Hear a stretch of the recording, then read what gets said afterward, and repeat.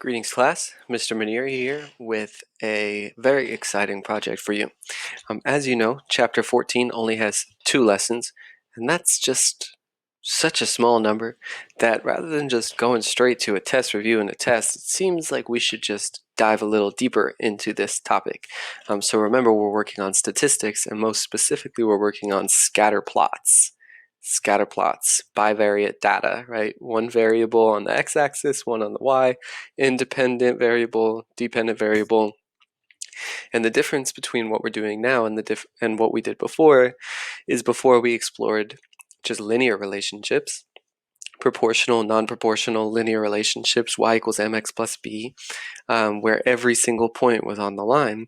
Now here in a scatter plot, the points can be all over the place, and some are on the line, some are not on the line. And then we learned about trend lines, we learned about association, positive association, negative association, and no association.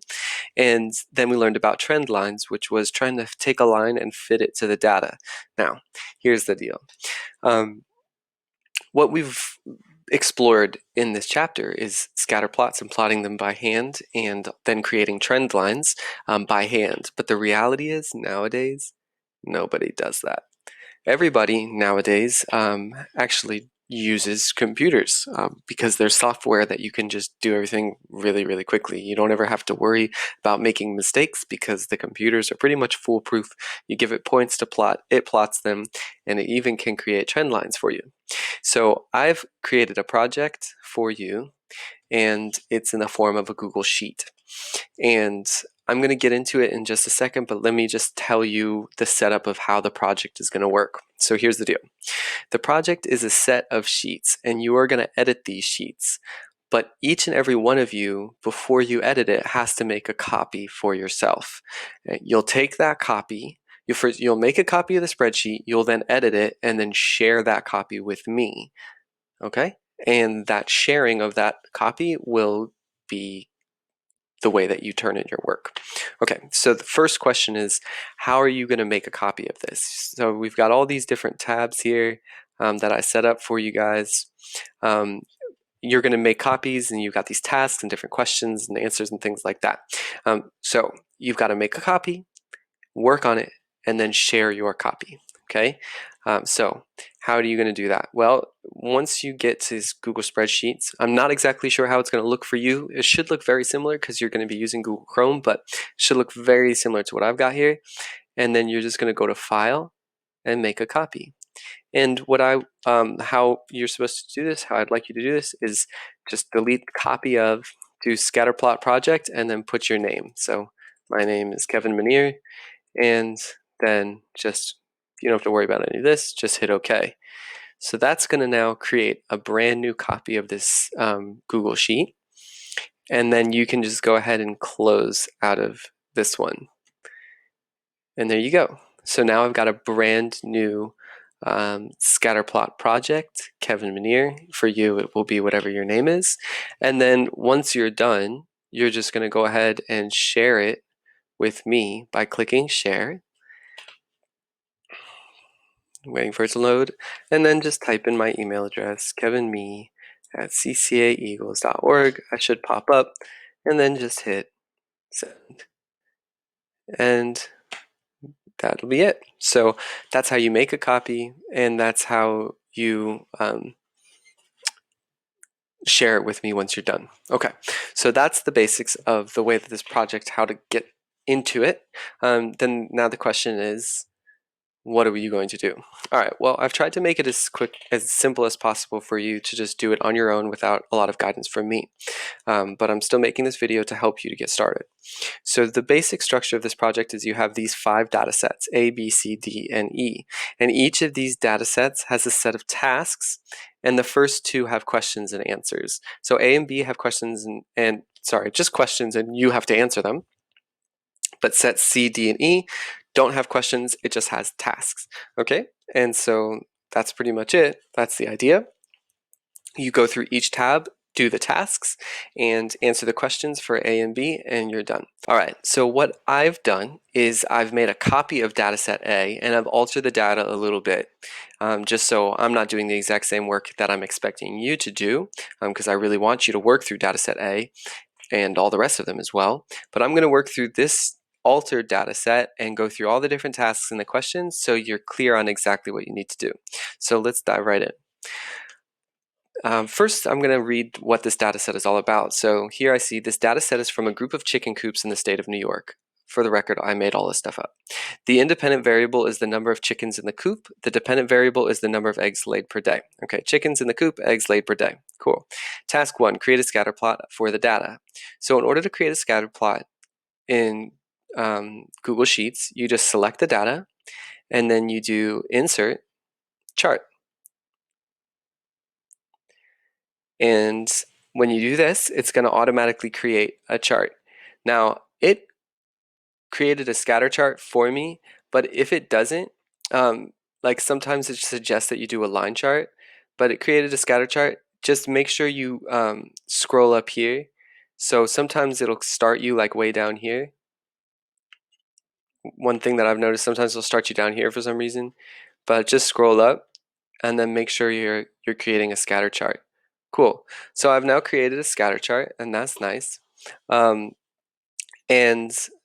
that's it. That's the end of task 1. So what I'd like you guys to do is then once you've got that scatter plot or chart, whatever, just move it down so it's kind of out of the way of the rest of the stuff. All right, so then it says task 2 is add a linear trend line to the plot. For the record, we just finished task 1. Okay, task 2, add a linear trend line to the plot. In order to do that, you actually have to go to Customize. So with this chart still selected, and if you unselect it, that's fine. Just go ahead and double click it, and boom, that'll come back up again. All right, so that's weird. Okay, so just click it, double click it, sweet, awesome. So I go to Customize, and then I go to Series. Now, you can explore this if you'd like. All this stuff is really good stuff to be able to use in Google Sheets. And Google Sheets is a really powerful platform and tool, and that's part of the reason why I'm walking you through this, because I want you to get used to using Google Sheets. All right, so Customize, what are we going to do? We're going to go to Series, and I have data series 1. It's only one data series, so that's fine. And I want to actually go here, down here, and hit trend line. Cool, awesome. And what you see is it actually created the best trend line that could be created for this set of data. And what does that mean? It means it fits the data in the best possible way. All right, so now that I've got that trend line, I'm actually done with task 2, add a linear trend line to the plot.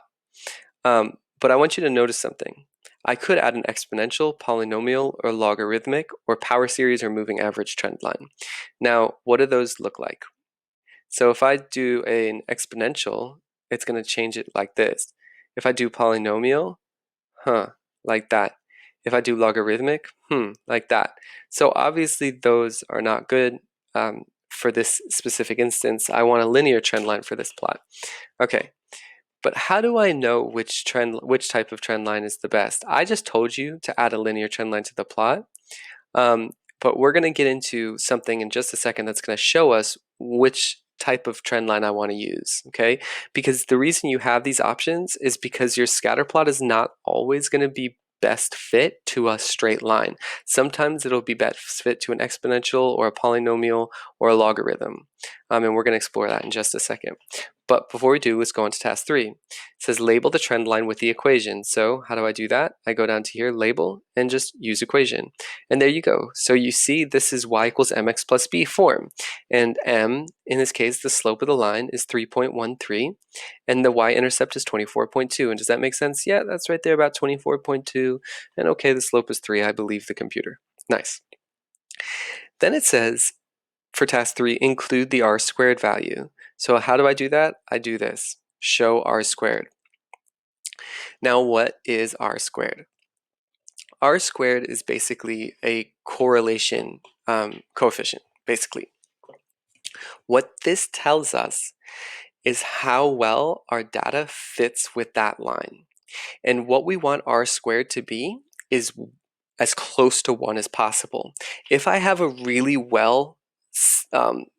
a really tight correlation, that means everything fits to the line really well, then R-squared is going to be high, like 0.9 or 0.99 something.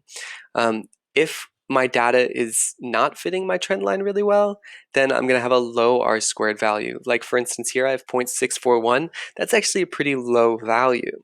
But let's look at the other equations and see what R-squared is for those. So if I go to exponential, it's even worse, 0.633. If I go to polynomial, actually that fits it better, 0.656. But because I made this data, I know it should be linear. And logarithmic is 0.498. So don't be confused, because the polynomial is fitting it nicely. That's just a fluke. But in this case, since I made the data, I know that it's really based off a linear equation. But the way that you would figure out what fits the data the best is by checking the R-squared value. Okay, so clearly this is an exponential because it's lower, and clearly it's not logarithmic. And like I said, it fits this polynomial data, but really I'm going to use a straight line. Now,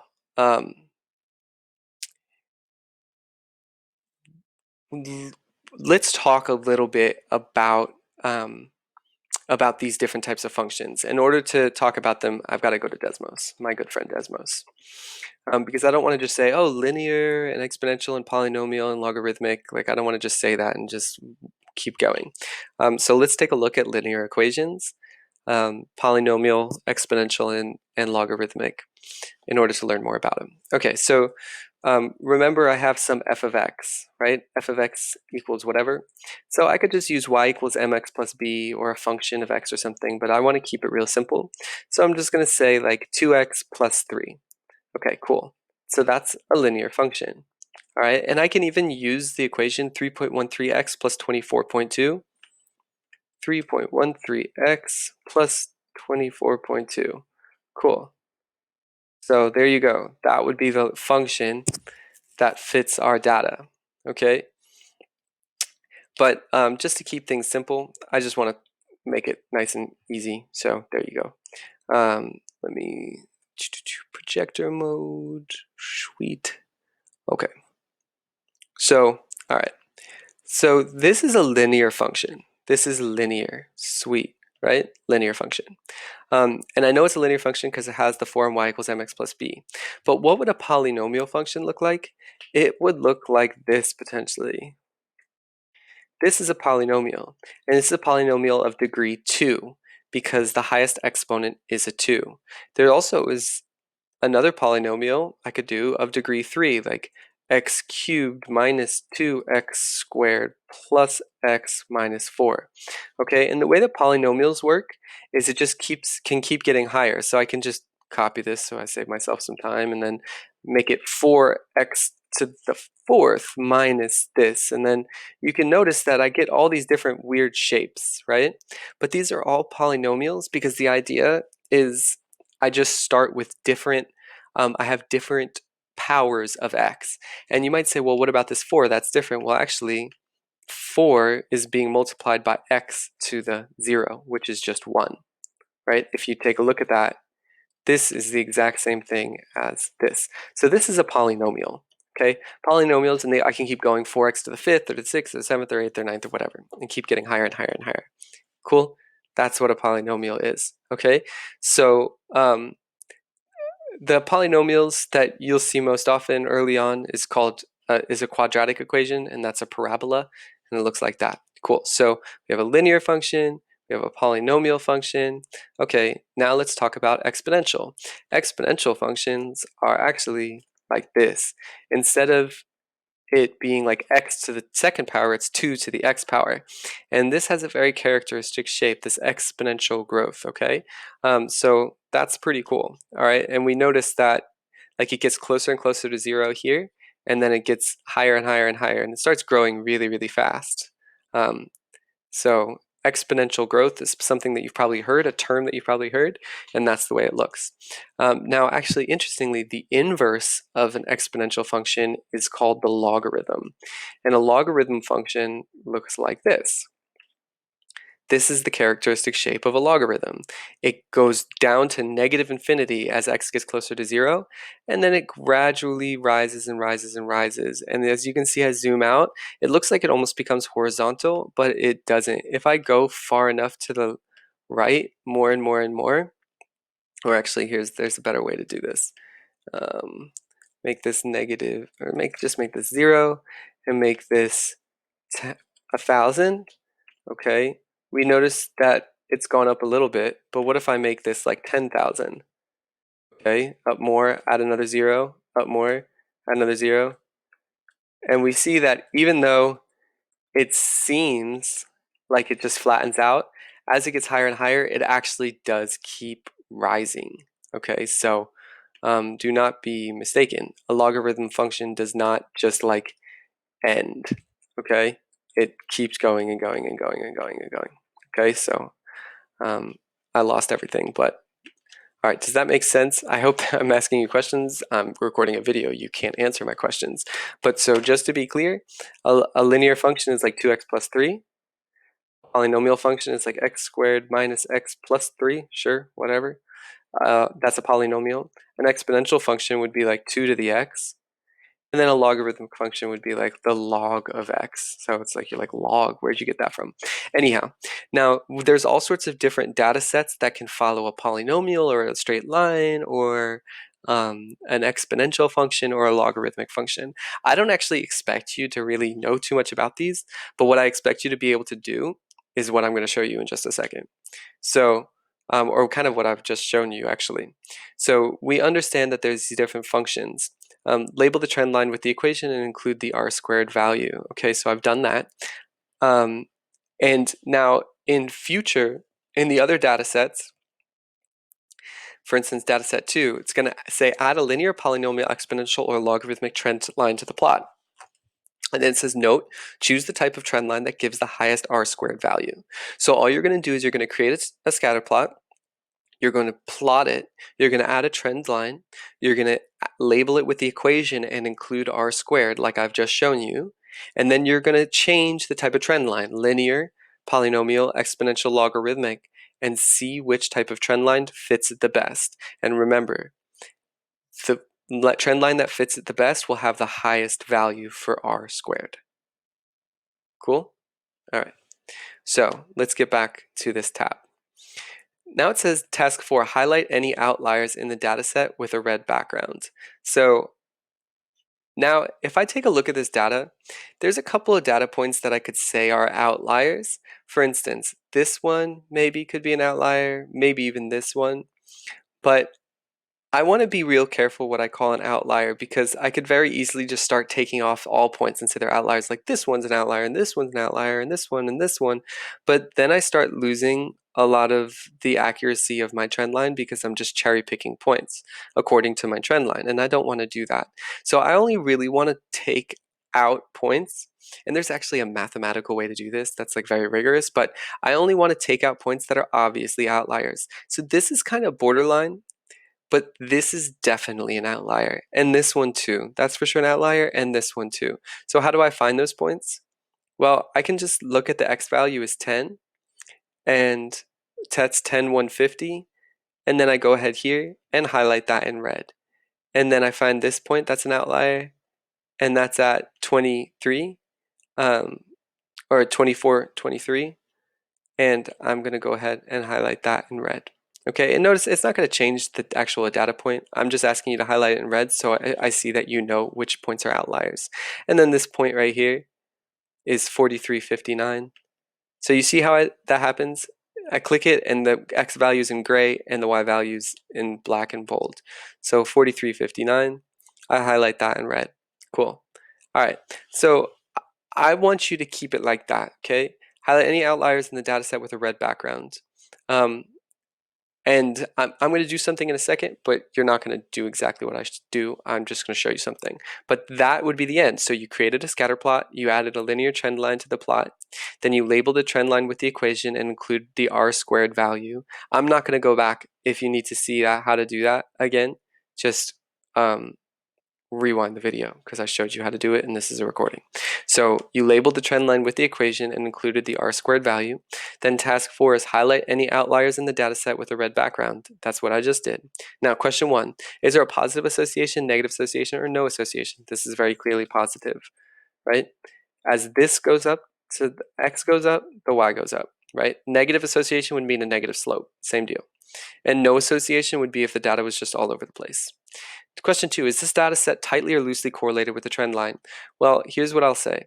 If it's above like 0.9, then I'd say it's tightly correlated. If it's anywhere below 0.9, like 0.641, this is definitely loosely correlated. Okay, so at 0.9 or above would be tightly correlated. Less than 0.9, I would say, is loosely correlated with the data. Now, that's kind of subjective, but you know, this is only going to be true for data set A and B have these questions, and I've created those data sets, so it should be pretty obvious for you. Okay, so that's that. Okay, those are my two answers. But now I want to do something, okay?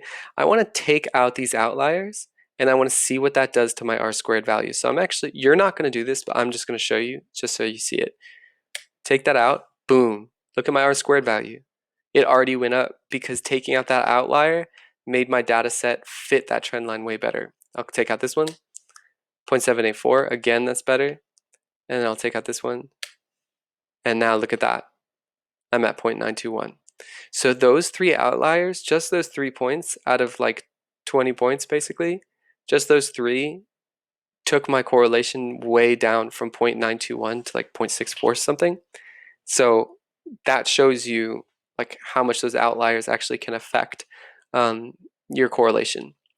All right, so I don't want you to delete the outliers if you find any. And for the record, they might have outliers, they might not have outliers. So be aware that if you don't find outliers, that's okay. But you see how outliers affect your correlation, okay? And also, like, I hope you can see that computers, Google Sheets doing this automatically is really cool. Like if you had this data and you're trying to do all this stuff by hand, it would take a very long time to plot all this data. You'd have to create it and you'd make mistakes. Okay, so it's really great to be able to use this tool. All right, so I hope that you're catching wind of that. All right, so now I'm going to go through the rest of them just to like, I'm just going to go through them quickly just to talk about them, each data set. So here we go. Data set A, I literally just did that for you just with a different data set. So that should be easy. Data set B, it's the same basic thing, except in dataset B, I don't say highlight any outliers because there are no outliers in dataset B. So yeah, at least there shouldn't be. There's no task 4 because there aren't any outliers. At least there, I don't think there are. There shouldn't be. But question number 1 and question number 2 are the same, and the data set is from another made up thing that I made up. Okay, so you'll do this one the same way you did dataset A. Now dataset C is a little bit different. Again, we have a completely fabricated story for this data that I created. But we have different tasks. Now task 1 is create a scatter plot the same way. Now task 2, dataset B, it just says again add a linear trend line. So I tell you which trend line to use. But dataset C says you choose it. Linear, polynomial, exponential, or logarithmic. So it's up to you to choose what type of trend line. And remember, the trend line that you should choose is the highest R-squared value. Then task number 3 is label the trend line with the equation and include the R-squared value. Simple as that. Okay, so for this one, literally all you're doing is creating a scatter plot for the data, adding a trend line, and then labeling it with the equation and the R-squared value. Okay, and I hope you think about it and just like, oh, cool, well, that's interesting. Then another fabricated set of data and the same set of tasks, and another fabricated set of data and the same set of tasks. And so that's it. Okay, so now that we're at the end of the video, just to like keep your brains like running fluidly, let me just go ahead and run through this task that I just did already. Let me just do it again. Okay, so task 1, create a scatter plot for the data. So I highlight it, I hit insert, chart. Now, it's already created a scatter chart, but if it didn't, I'd have to go up here and select scatter plot. And then I want to hit customize, then series. That was the end of task 1. I created scatter plot. Number 2, add a linear trend line. So add the trend line. Now here I tell you to do a linear so you don't have to guess. And then it says label the trend line with the equation and include the R-squared value. So I added the trend line here. And then now I label it by using the equation and then showing R squared. Cool, simple as that. And remember, this is in this little series part, okay? I went to customize, then hit series, and then I checked the trend line box, made sure it was linear. Now I'm labeled it using the equation show R squared. Cool, that's that. Now, for the other tasks, you would have to go through and be like, oh, exponential, no, that's not good. Polynomial, actually for this set of data, you would use a polynomial because that's got the highest R squared value, right? Not logarithmic. Okay, I'm just gonna stick with linear for now. But like in the future ones, you would actually go for the polynomial one because that's got the highest R squared value. So I go ahead and do that. Cool, label the trend line with the equation, include the R squared value, done. Now I wanna highlight the outliers, but before I do that, I just wanna move this over to give myself some room. And then I go ahead and I locate my outliers. This one is at 10, 150. So I select it, red.